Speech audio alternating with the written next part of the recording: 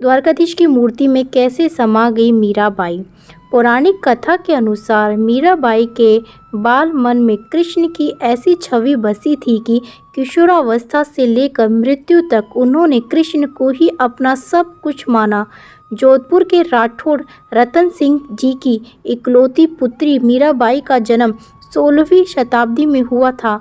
बचपन से ही वे कृष्ण भक्ति में रम गई थी। मीराबाई के बचपन में हुई एक घटना की वजह से उनका कृष्ण प्रेम अपनी चरम अवस्था तक पहुंचा।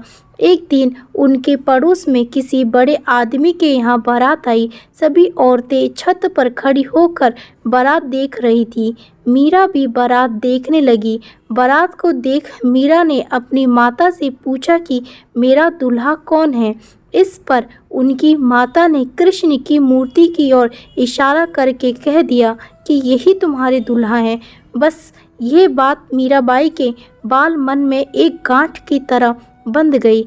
बाद में मीराबाई की शादी महाराणा सांगा के पुत्र भोजराज, जो आगे चलकर महाराणा कुंभा कहलाए, से कर दी गई। इस शादी के लिए पहले तो मीरा ने मना कर दिया, लेकिन जोर देने पर वह फूट फूट कर रोने लगी। शादी के बाद विदाई के समय वे कृष्ण की वही मूर्ति अपने साथ ले गई जिसे उनकी माता ने उनका दूल्हा बताया था। ससुराल में उनके घरेलू कामकाज निपटाने के बाद मीरा रोज कृष्ण के मंदिर में चली जाती और कृष्ण की पूजा करती, उनकी मूर्ति के सामने गाती और नृत्य करती। उनके ससुराल वाले तलुजा भवानी यानी दुर्गा को कुल देवी मानते थे।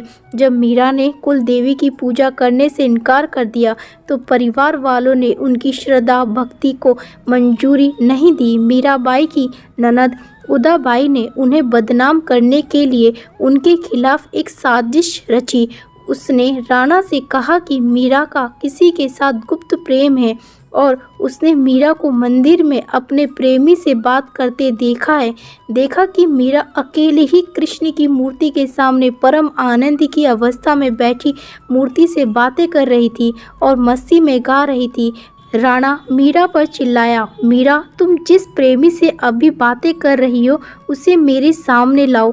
मीरा ने जवाब दिया, वे सामने बैठा है मेरा स्वामी नैन चोर, जिसने मेरा दिल चुराया है, और वे समाधि में चली गई। इस घटना से राणा कुंभा का दिल टूट गया, लेकिन फिर भी उसने एक अच्छे पति की भूमिका निभाई और मरते दम तक मीरा का साथ दिया। हालांकि मीरा को राजगद्दी की कोई चाह नहीं थी, फिर भी राणा के संबंधी मीरा को कई तरीकों से सताने लगे।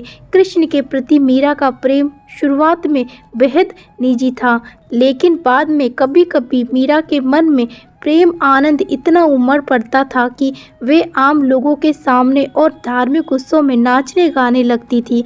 वे रात में चुपचाप चित्तौड़गंज के किले से निकल कर जाती थी और नगर में चल रहे सत्संग में हिस्सा लेती थी। मीरा का देवर विक्रमादित्य, जो चित्तौड़गंज का नया राजा बना, बहुत कठोर था। मीरा की भक्ति, उनका आम लोगों के साथ घुलना मिलना और नारी मर्यादा के प्रति उनकी लापरवाही का उसने कड़ा विरोध किया।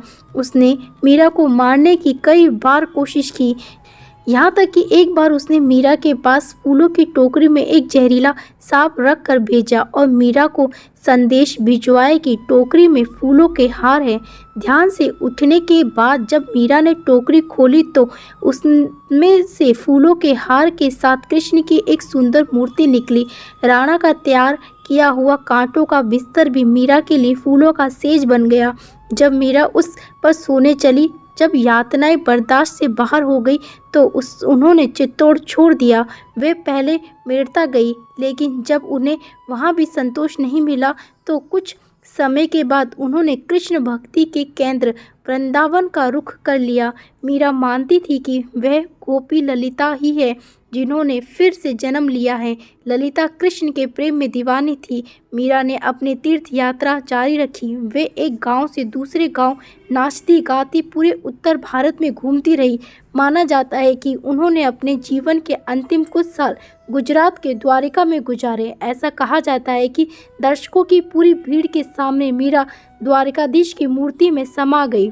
वीडियो अगर पसंद आए तो वीडियो को लाइक और चैनल को सब्सक्राइब करें और अपने दोस्तों के साथ शेयर करें। धन्यवाद।